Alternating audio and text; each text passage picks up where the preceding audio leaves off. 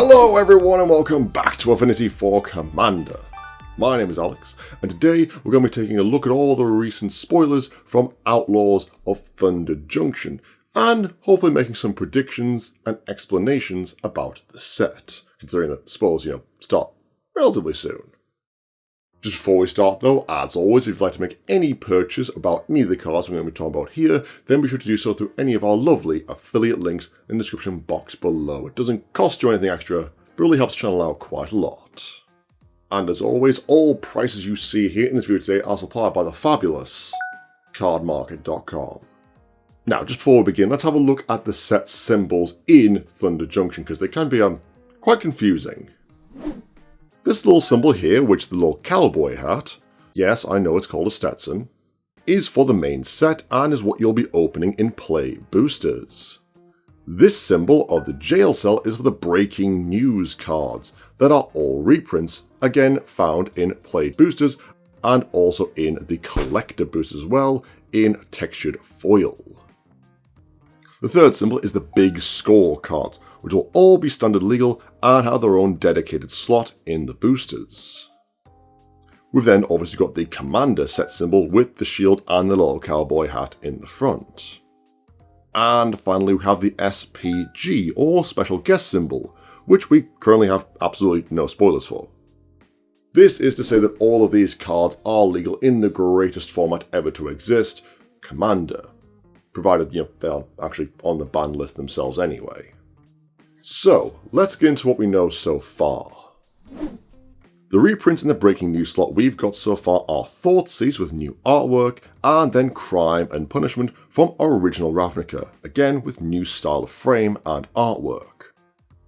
So these cards look like they're going to be a lot more for a case of thematic and lore purposes, rather than reprinting cards for power levels or to lower prices.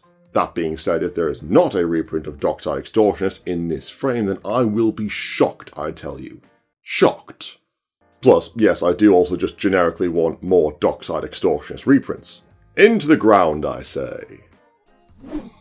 Moving on to the big score cards, we've got two new artifacts, Nexus of Becoming and Sword of Wealth and Power. The Nexus I really like, as it's just a straight value engine of drawing you an additional card a turn, and then being able to create copies of cards for free. Now, yes, they might lower their stats to a 3/3, but this also costs you 0 mana to do so.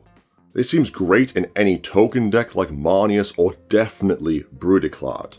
And the next is the sword, which is nice to see the sword cycling continue even after all the colours have been exhausted, but this just seems really good. Maybe I'm overhyping it, but protection from instants and sorceries seems to just read Shroud to me. Now, yes, you can still O-ring it, but come on, that's niche at best. Plus, the major upside of generating a treasure is always a good thing for ramp and colour fixing, along with being able to copy any instant or sorcery spell you cast.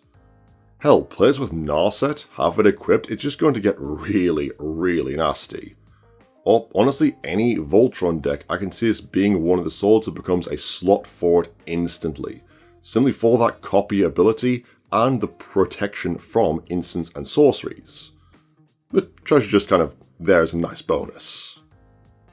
Now on to the actual cards from the set, and Thunder Junction seems to be just teeming with old villainous faces. So let's get into having a look at some of those, like for example, Tiny Bones.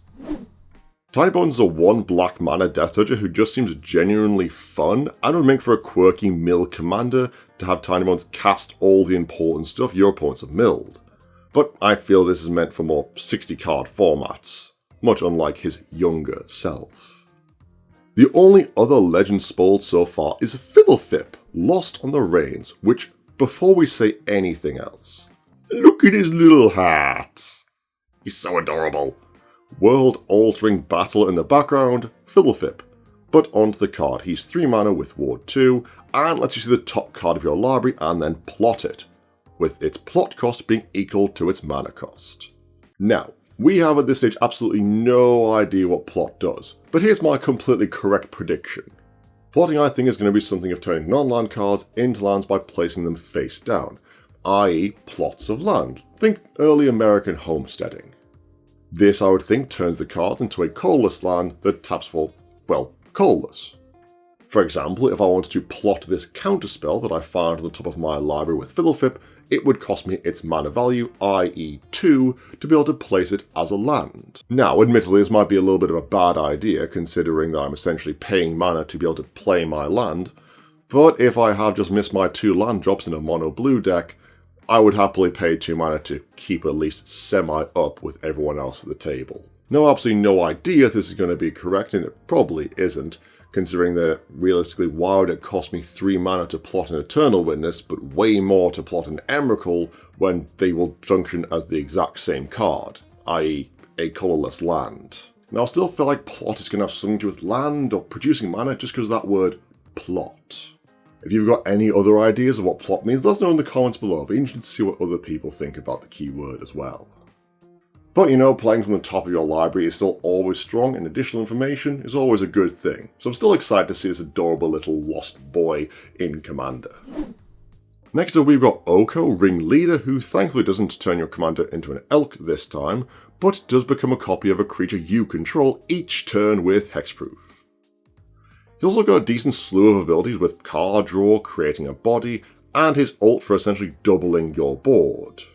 Now, considering we are talking about Commander here, I'm just really not seeing Oko making much of an impact at all, considering most Planeswalkers that only ever see play in the format are ones that enable combos, or help us tutor for cards that, also enable combos.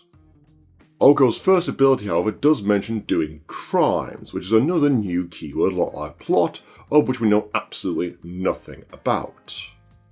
And so does a new card as well, Duelist of the Mind, a 2-mana wizard advisor made after Nathan Stewart, the previous world champion. Now, this is a lovely little attacker whose power is equal to the number of cards you've drawn that turn, and should you have committed a crime, you also get to loot. You get to draw and discard a card, thus increasing his power again. Which does kind of, I guess, tell us that crimes don't have anything to do with drawing cards, as after all, why on earth would you do a crime to draw a card, which also then triggers an ability to draw another card. So, yeah.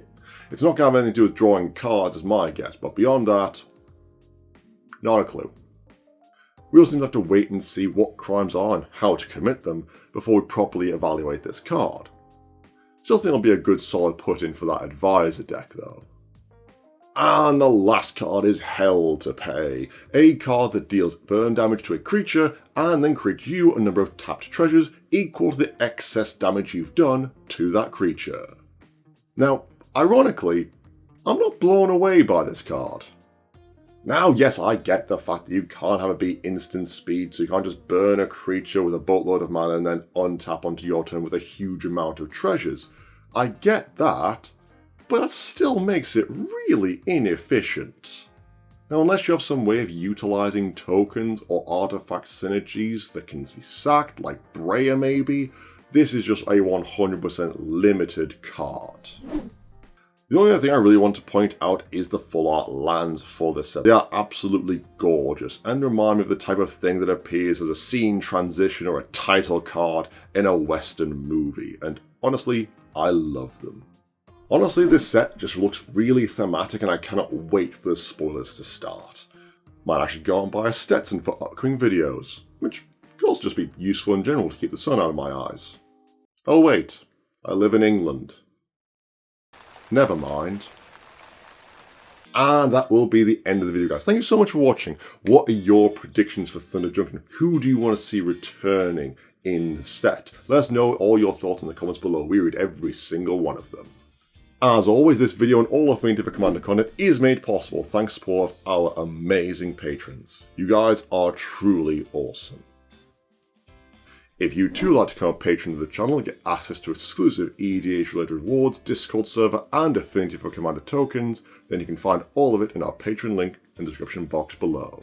You can also support the channel by liking this video, subscribing, hitting the bell icon, and sharing this video on your preferred social media platform.